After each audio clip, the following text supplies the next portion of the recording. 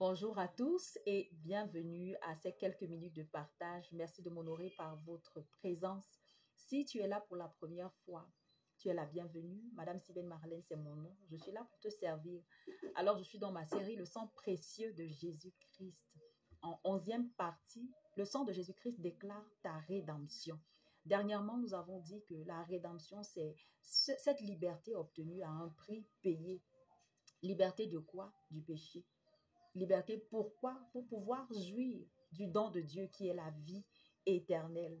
Alors, lorsque je dis le sang de Jésus-Christ dit que tu es racheté, ça veut dire que tu es libéré.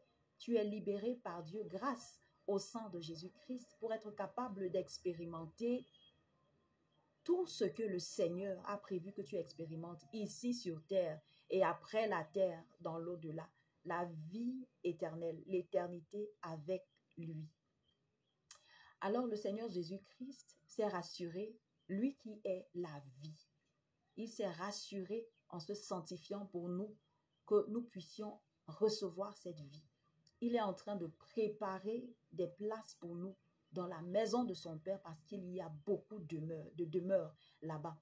Donc, il est en train de préparer des places. Et ici sur terre, pendant qu'il nous a laissé le Saint-Esprit qui vit en nous, qui avons cru en Jésus, crois au Seigneur Jésus-Christ aujourd'hui si tu ne l'as pas encore fait.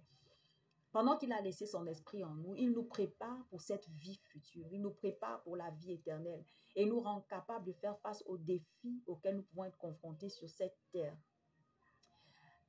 Le sang de Jésus-Christ déclare notre liberté. Il nous a libérés non seulement de la conséquence du péché qui est la mort, ça c'est le processus de la justification. Dieu nous a justifiés en faisant que Jésus-Christ devienne péché. Maintenant, pendant que nous marchons dans la vie chrétienne, nous sommes amenés à résister à la puissance du péché. Dans le processus de sanctification, Dieu nous libère de la puissance du péché. Lorsqu'on parle de la rédemption, c'est cette liberté aussi de la puissance du péché qui nous asservissait par le passé lorsque nous n'étions pas encore en Christ. Maintenant, il y a une rédemption future. La rédemption future s'appelle la glorification. Et à cette étape, nous serons libérés de la présence même du péché. Donc, la rédemption, c'est ce prix qui a été payé pour notre liberté. Cette liberté qui nous a été échue, pas parce que nous le méritons, mais simplement parce que nous avons décidé de croire au Seigneur Jésus-Christ. Rappelons-nous, lorsqu'on parle de rédemption, on parle de rançon dans le Nouveau Testament. Et c'est la liberté que Dieu nous a obtenue, une délivrance que Dieu permet, que l'homme soit conscient même de son état d'asservissement ou pas, que l'homme désire ou que l'homme demande même l'intervention de Dieu ou pas. Pendant que nous étions encore pécheurs, voici comment Dieu prouve son amour. Romains 5:8 nous le dit. Jésus-Christ est mort pour nous. Donc Dieu n'a pas demandé notre avis avant de nous racheter, avant de nous octroyer cette rédemption, cette liberté. Et dans Éphésiens, nous avons l'apôtre Paul qui parle de cette rédemption. Il parle de la rédemption et il dit que c'est la délivrance que nous obtenons à un prix. Et le prix qui a été payé l'a été par Christ. Et ce prix a été coûteux. Il s'agit du sang de Jésus-Christ. Donc Paul révèle dans son livre, je vais regarder dans Éphésiens le chapitre 1, le verset 7, permettez-moi.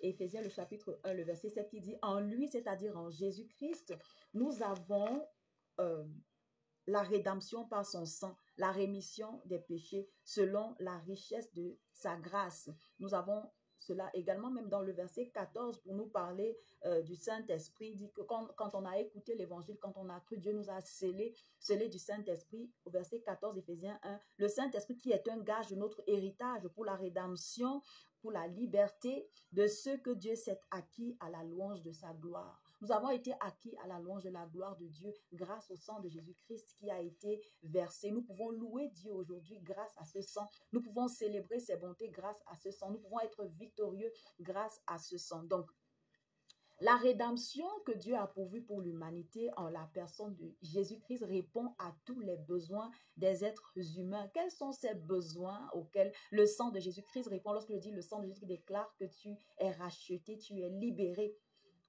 Les besoins des hommes sont multiples. Donc, je vais citer juste quelques besoins que le sang de Jésus-Christ couvre. Nous avons besoin de pardon. Le sang de Jésus-Christ a répondu à ce besoin. Nous avons besoin de délivrance, délivrance de nous-mêmes, délivrance de la nature pécheresse, délivrance de l'asservissement à Satan, délivrance de toutes les formes de conflit, délivrance de ce que le monde nous réserve comme difficulté, comme problème. Nous avons besoin de délivrance et le sang de Jésus-Christ a couvert, a répondu à ce besoin. Nous avons besoin de réconciliation avec Dieu, les uns avec les autres. Nous avons besoin de paix intérieure. Le sang de Jésus-Christ y répond. Nous avons besoin d'amour. Dieu nous a démontré son amour parce que lorsque nous étions encore pécheurs, je l'ai dit, Christ est venu mourir pour nous. Le sang de Jésus-Christ répond à notre besoin d'une nouvelle vie. D'une nouvelle vie. Voilà pourquoi il nous est donné un nouveau cœur. Le cœur de pierre a été remplacé par le cœur de chair. Le sang de Jésus-Christ répond aux besoins de l'humanité en ce qui concerne la sagesse et l'intelligence. Nous avons besoin de sagesse et d'intelligence pour mener à bien notre mission terrestre. Nous avons besoin également d'une communauté, d'appartenir à une communauté. Le sang de Jésus-Christ nous donne d'appartenir à la famille céleste. Grâce au sang de Jésus-Christ, nous sommes devenus des citoyens célestes. Le sang de Jésus-Christ répond à notre besoin d'acceptation. Le rejet que le péché, dans lequel le péché nous avait maintenu, ce rejet a été brisé parce que Dieu nous a acceptés en Jésus-Christ. Le sang de Jésus-Christ a déclaré notre acceptation par Dieu. L'homme a besoin que l'ordre règne. Le désordre, le chaos dans lequel nous vivons, le sang de Jésus-Christ est le seul qui répond à l'ordre qui nous fait régner avec Christ. Le sang de Jésus-Christ répond à notre besoin de sécurité. Le sang de Jésus-Christ répond à notre besoin d'espérance, une espérance qui est vivante, une espérance qui ne se limite pas simplement à l'autorité et la puissance que nous avons dans le nom de Jésus-Christ, mais une espérance qui transcende la vie terrestre et qui nous donne d'espérer à l'éternité avec Dieu. Donc, une espérance vivante. Le sang de Jésus-Christ répond à notre besoin de victoire dans les conflits que nous avons au quotidien contre Satan et contre toutes les autres forces qui nous empêchent, qui luttent contre notre liberté. Le sang de Jésus-Christ déclare ta rédemption. Tu as été libéré pour pouvoir expérimenter toutes ces choses. C'est quoi le but de la rédemption? C'est de permettre aux hommes de ressembler davantage au Seigneur Jésus-Christ au jour le jour. Et qu'est-ce que la caractéristique? Quelle peut être une caractéristique de la vie rachetée? La vie qui est rachetée est libérée de l'amour de soi, libérée de l'égocentrisme pour se porter vers l'autre, pour se porter et se consacrer à Dieu. Donc, je disais, le but de la rédemption, c'est permettre que les hommes ressemblent davantage à Christ. Lorsque nous entrons dans Éphésiens, nous nous rendons compte des œuvres en fait de la lumière que nous sommes censés produire. Lorsque je dis à travers la rédemption que Dieu nous a obtenue par le sang de Jésus-Christ, tous les besoins des êtres humains ont été couverts. J'ai cité ces besoins. Alors c'est grâce à l'Esprit de Dieu que nous serons capables de soumettre les œuvres de la chair. Dans Éphésiens, le chapitre 4, nous sommes interpellés à vivre comme des enfants de la lumière. Par exemple, à partir du verset 17, l'apôtre Paul va nous dire, voici donc ce que je dis, ce que je déclare dans le Seigneur, c'est que vous ne devez plus marcher comme les païens qui marchent selon la vanité de leurs pensées. Vous avez été régénérés en Jésus-Christ, l'Esprit de Dieu habite en vous. Ceux de ce monde ont l'intelligence obscurcie, ils sont étrangers à la vie de Dieu à cause de l'ignorance qui est en eux. Aujourd'hui, tu es conscient que le sang de Jésus-Christ déclare ta rédemption. Tu n'es plus ignorant.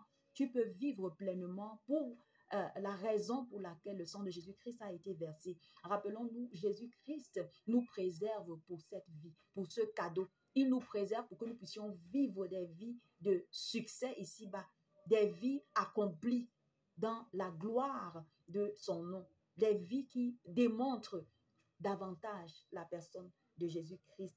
Donc, ceux-là qui sont encore endurcis, c'est ceux qui ont l'intelligence obscurcie, qui sont étrangers à la vie de Dieu à cause de l'ignorance qui est en eux, à cause de l'endurcissement de leur cœur. Ils ont perdu tout sentiment et se sont livrés à la dissolution pour commettre toute espèce d'impureté jointe à la cupidité. Mais vous, alléluia, mais vous, ce n'est pas ainsi que vous avez appris Christ, si du moins vous l'avez entendu et si conformément à la vérité qui est en Jésus, c'est en lui que vous avez été instruits à vous dépouiller, eu égard à votre vie passée, du vieil homme qui se corrompt par des convoitises trompeuses, à être renouvelé dans l'esprit de votre intelligence et à revêtir l'homme nouveau créé selon créés selon Dieu dans une justice et une sainteté que produit la vérité.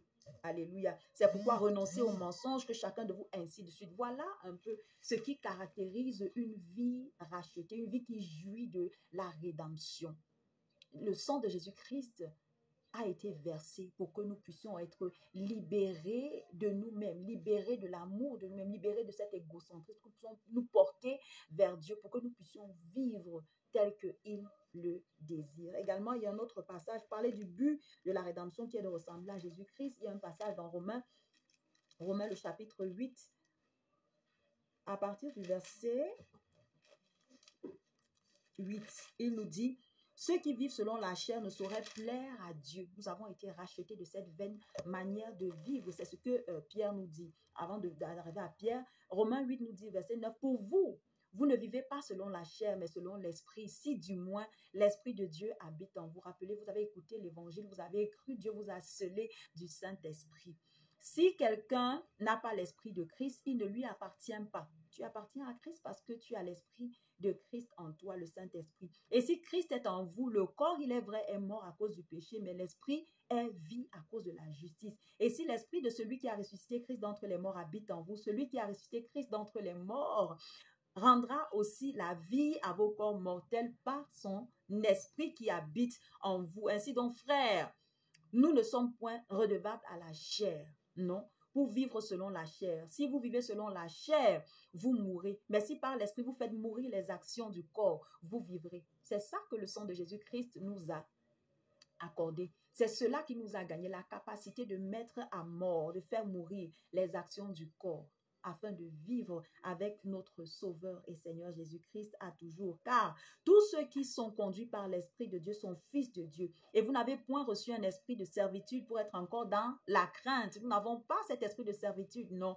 pour être encore dans la crainte. Le sang de Jésus-Christ nous a libérés de la crainte, pour être encore dans la crainte. Mais vous avez reçu l'esprit d'adoption par lequel vous pouvez crier. Nous pouvons crier Abba, Père. Donc, l'Esprit de Dieu rend témoignage à notre esprit que nous sommes enfants de Dieu.